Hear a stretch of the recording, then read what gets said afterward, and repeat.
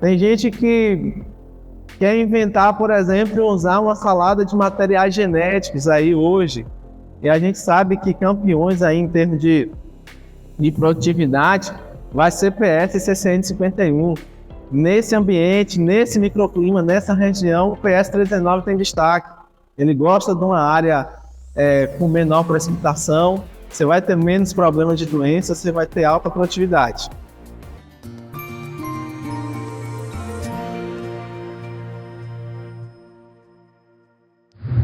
Vocês podem levantar a mão para mim, quem é produtor de cacau aqui? Ótimo, né?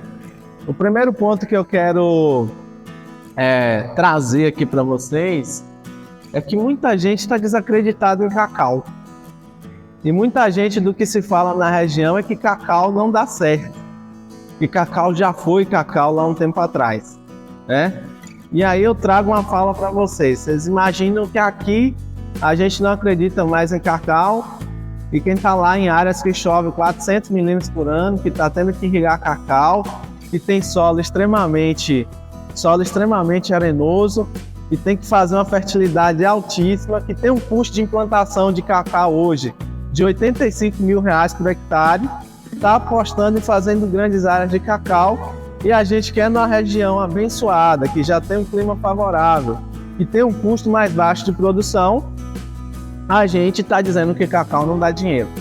Claro que se a gente for comparar aqui com os números da banana da terra, o cacau não tem toda essa elasticidade de faturamento, tá? Então a margem que a gente tem hoje, média de cacau interessante, é um faturamento líquido aí em torno de 20, chegando até 26 mil líquido por hectare na média, tá? Para produtividades aí, quem está com 200 arrobas.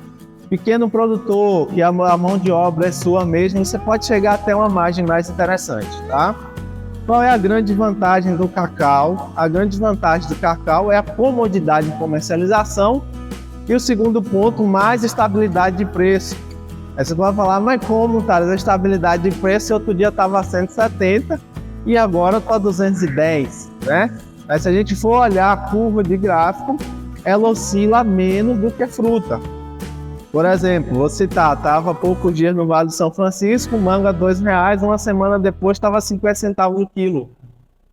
Uva, que é espetacular a produção lá no Vale do São Francisco, que tem um bom faturamento. Geralmente você tem uva lá, um preço médio de R$5, R$6 o quilo, estava R$2,50 e o custo de produção R$3 o quilo, né? Então assim, culturas passam por essa sazonalidade, e a cultura do cacau tem uma curva mais interessante. É claro que sempre cacau vai estar ruim para quem tem baixa produtividade. Cacau sempre vai ser ruim para quem está produzindo 30, 40 arrobas por hectare. Por quê? Porque para quem tem custo aí de produção, que tem funcionário, né, que vai ter custo com adubação, seu ponto de equilíbrio lá vai estar em torno de 80 arrobas por hectare. Então quem produz 40 não dá normalmente para roçar o cacau, não consegue nem podar.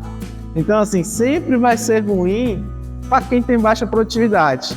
Você vê que quem tem baixa produtividade em cacau sempre vive reclamando.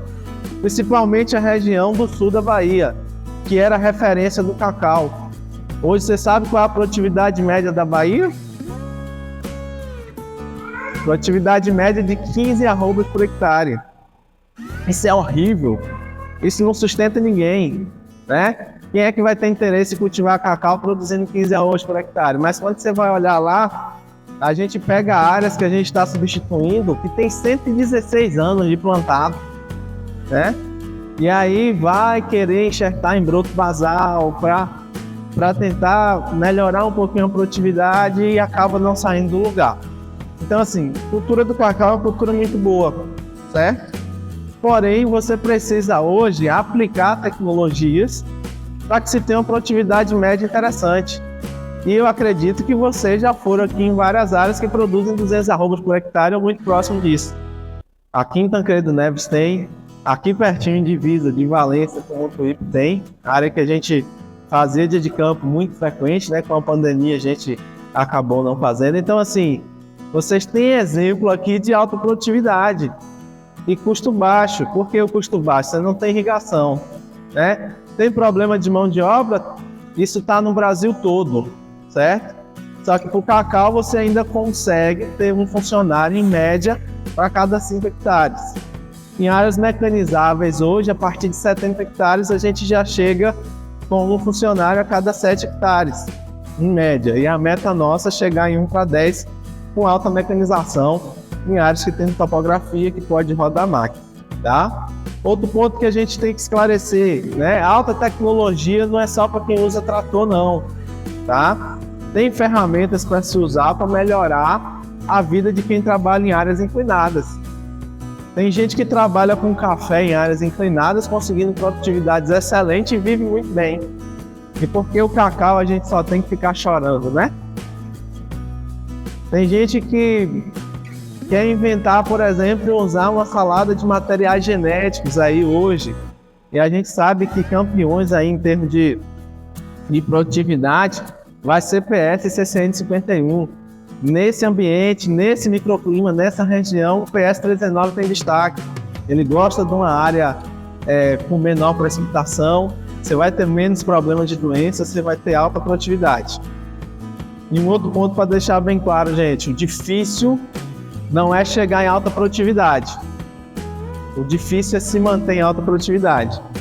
Por quê? Porque quando você chega no topo da planta, qualquer variação, qualquer micronutriente que desce, que é uma besteira aplicar 1 kg por hectare, mas você não aplicou, ela cai 15, 20, chega a cair 25% de um ano para o outro, tá? Muito comum a gente ver lá no Pará. Pará tem produtividades excelentes, né? Muita gente ouve falar do Pará. Hoje planta muito híbrido, o clone está entrando, é muito recente, de 6 anos para cá. E tem uma produtividade média de 70 arrobas por hectare. Por quê? Porque os solos lá são muito férteis. A fertilidade natural é muito alta. Mas de manejo, desculpa a palavra falar, é uma porqueira.